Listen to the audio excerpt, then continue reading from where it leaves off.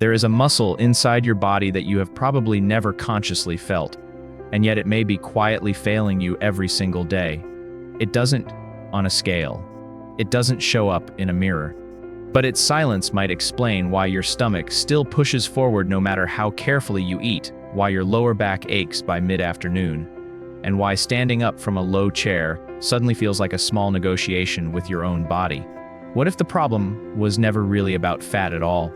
For most people past the age of 50, that question lands somewhere uncomfortable. They have tried eating less. They have tried eating more. They have counted steps, cut carbohydrates, done sit-ups until their necks hurt, and still that soft, protruding midsection refuses to change shape. It's tempting to call this stubbornness, or age, or metabolism slowing down, and stop there. But underneath that surface-level story is something far more interesting, something that has almost nothing to do with willpower, and everything to do with a forgotten conversation happening inside your own nervous system. To understand it, you have to go past the muscles you can see.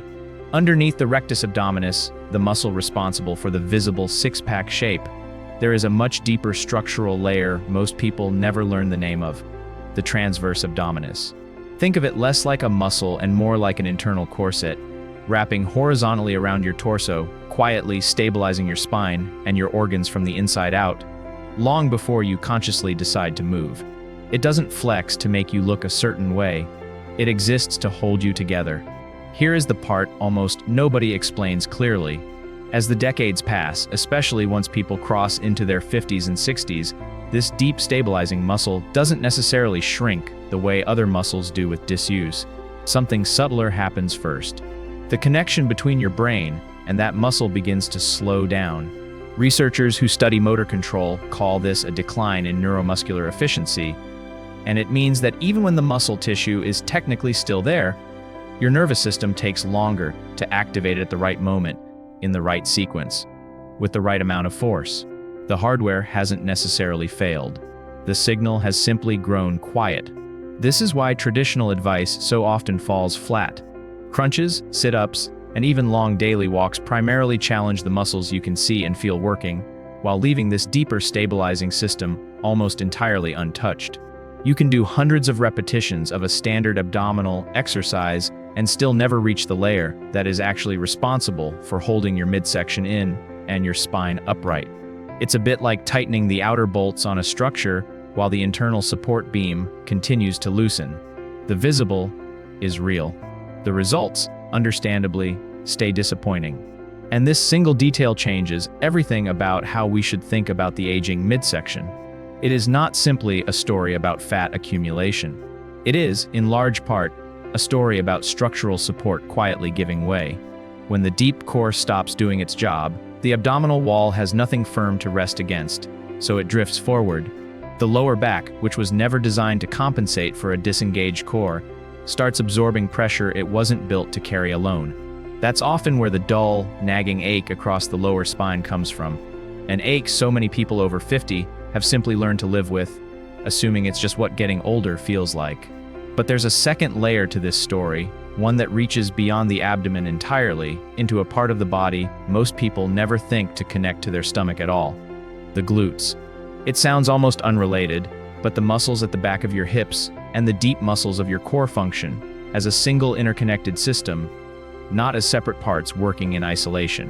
When the glutes weaken from years of sitting, driving, and generally spending far less time on our feet than earlier generations did, the pelvis loses one of its main sources of stability. And an unstable pelvis places even more demand on an already struggling lower back and core.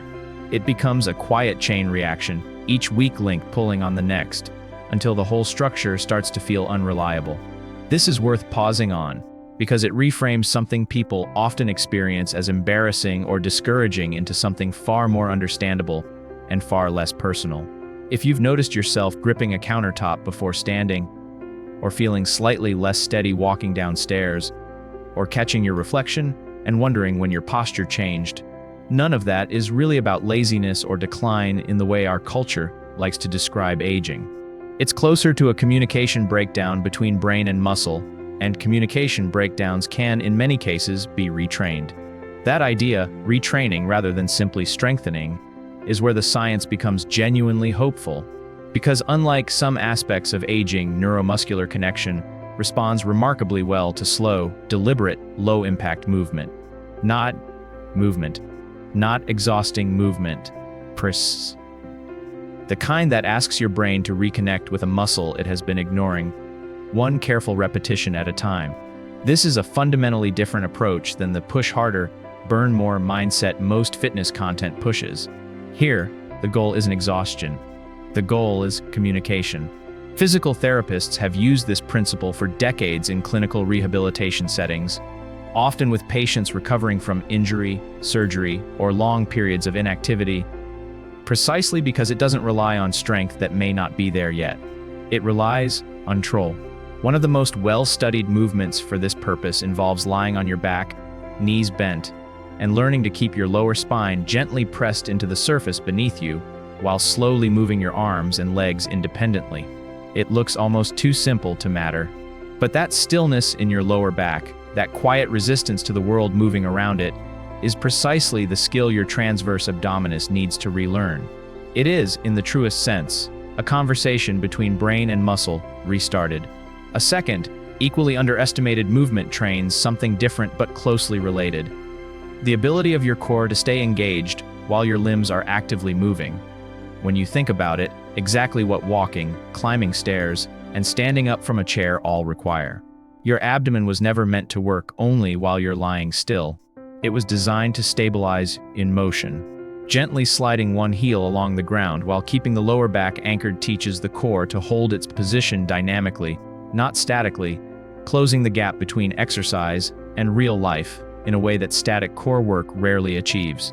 And then there's the piece that ties the entire system together, the one most people underestimate the most: the glute bridge, done correctly. Rushed.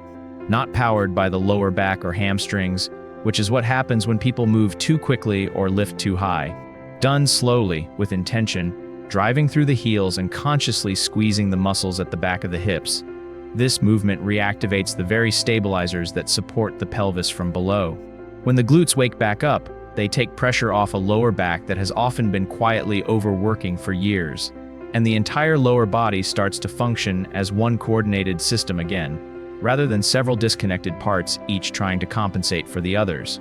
There's something else that rarely gets mentioned in conversations about core strength, something almost invisible in its simplicity: how you breathe. Most adults, without realizing it, breathe shallowly into the chest, especially under stress, and stress accumulates quietly with age, work, responsibility, and the small daily frictions of life. Chest breathing, as natural as it feels, actually disconnects the diaphragm from the deep core muscles it's meant to work alongside. Breathing that instead expands the belly, drawing air deep and low before exhaling slowly, activates the same deep stabilizing muscles these exercises are trying to retrain. In other words, the way you inhale before you even begin moving can either support the entire process or quietly undermine it. It costs nothing, takes seconds to practice, and is one of the most overlooked variables in whether core strengthening actually works. What's fascinating and worth sitting with for a moment is how much of this story runs counter to the cultural narrative most of us absorbed about aging and the body. We tend to imagine decline as something purely physical, an inevitable erosion that no amount of understanding can slow. But so much of what happens to the aging core is not decline in the sense of loss, but disuse in the sense of disconnection. The muscle is often still capable. The nervous system has simply stopped prioritizing it, the way a rarely used path through a forest slowly becomes overgrown, not because the ground beneath it disappeared, but because no one has walked it in a while. This reframing matters beyond the physical. There is a psychological weight that quietly accumulates when someone feels their body becoming less reliable, when getting up from the floor requires a plan, or a flight of stairs demands a pause halfway. That feeling, more than the appearance of the midsection itself, is often what people are really responding to when they say they want their body back. It's a longing for a kind of confidence, the quiet assurance that your body will do what you ask it to do, without negotiation, without pain, without doubt. Rebuilding that deep, stabilizing layer of the core isn't just a physical project. It's a project of trust between you and your own body, None of this suggests a quick transformation, and it's worth being honest about that, because so much health content online sells urgency and instant results that the body simply isn't built to deliver. Neuromuscular retraining is closer to teaching a skill than burning a calorie. In the earliest weeks, the shift is often subtle enough that people almost dismiss it. Slightly less strain when standing, a lower back that feels a little less irritable by the end of the day, posture that holds itself a bit more naturally without conscious effort. It's only with consistency over a month or two that people typically begin to notice something more visible, a midsection that feels supported from within rather than simply held in by willpower or clothing choices, a way of moving through the world that feels less cautious and more certain. It also helps to understand why this particular kind of weakness becomes so common in the first place, because context changes how we relate to it. Modern life, for most people, involves sitting far longer than the human body evolved to sit, in chairs that offer back support the deep core no longer has to provide for itself. Over years, sometimes decades of that support being outsourced to furniture, the muscles responsible for internal stabilization simply get less practice doing their job. This isn't a personal failing. It's an environmental one, a mismatch between the world we've built and the bodies we're living in. Naming that mismatch honestly, rather than framing it as a character flaw, is often the first real step toward addressing it. There is also a quieter, longer-term relevance to all of this that goes beyond comfort or appearance. A stable, well-coordinated core and pelvis play a meaningful role in something researchers and clinicians care about deeply when it comes to healthy aging, fall prevention. Balance isn't just a function of the legs or the inner ear, though those matter too. It's substantially about how quickly and efficiently your deep, stabilizing muscles respond when your center of gravity shifts unexpectedly, a stumble on uneven pavement, a sudden reach for something falling, a fast turn to answer someone calling your name. Retraining that fast, reliable core response isn't only about how your midsection looks. It's about maintaining independence in the years ahead, and that is a far meaningful kind of return on a few minutes of practice than most fitness content ever bothers to mention. It's worth being clear-eyed here too. None of this is a promise, and it shouldn't be treated as a diagnosis or a substitute for professional medical guidance, particularly for anyone managing an existing back condition, recent surgery, or chronic pain that hasn't been evaluated. Bodies vary enormously, and what helps one person may need to be adapted for another. But the underlying principle that the aging midsection is often more about a quiet loss of communication between brain and muscle than about failure or fat alone holds up consistently across the research on rehabilitation and movement science, and it offers something rare in the world of health content: a reason for genuine, grounded optimism rather than blame. So maybe the real question isn't why that belly won't go away, or why your back complains by the end of the day. Maybe the real question is when you last asked your deepest core muscles to actually do their job, slowly, intentionally, without rushing past them towards something more visible or more immediately satisfying. The body rarely announces its quiet disconnections loudly. It simply waits, patiently, for you to notice and to start the conversation again.